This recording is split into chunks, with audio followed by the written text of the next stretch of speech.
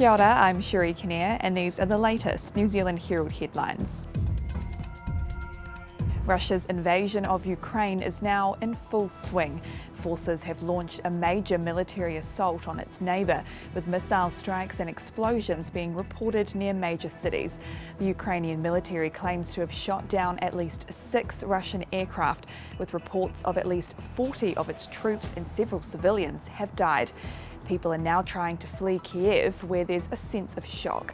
Russian paratroops are now in control of an airbase about 15 to 20 miles outside the Ukrainian capital. Rapid antigen tests are becoming the main form of COVID-19 testing as New Zealand wakes up to phase 3 of the Omicron response. Millions of rapid antigen tests, which return a result in 15 to 20 minutes, have been distributed to testing sites, GPs, pharmacies and workplaces to ease demand on laboratories. Exposure sites will no longer be published, but people should still scan in to keep a record of who their contacts are. Cases and their household contacts must isolate for 10 days.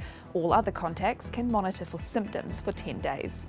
So our priorities now shift to isolating those with COVID-19 and their household contacts to reduce the spread, while at the same time supporting supply chains and essential businesses and services to continue to operate.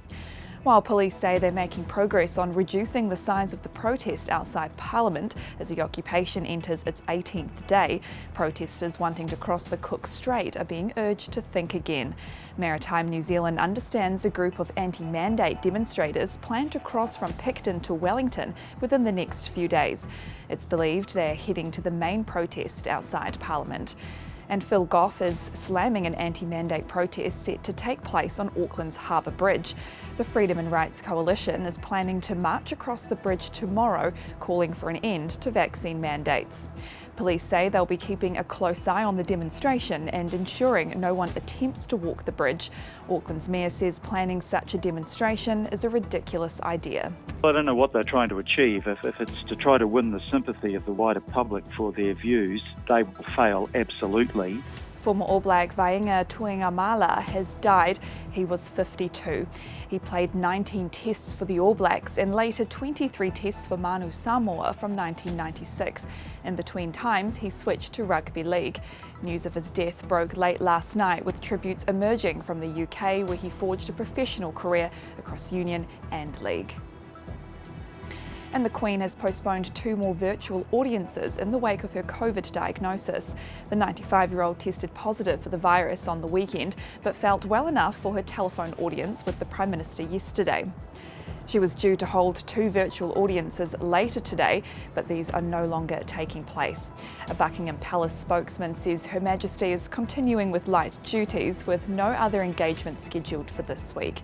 Concerns for the monarch, who's about to turn 96, have been growing given her age.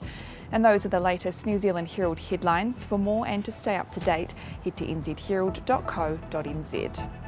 Thanks for checking out our YouTube channel. To stay up to date with all the latest news from the New Zealand Herald, click the subscribe button below or check out one of the videos here, and head over to nzherald.co.nz for more details on these stories and more.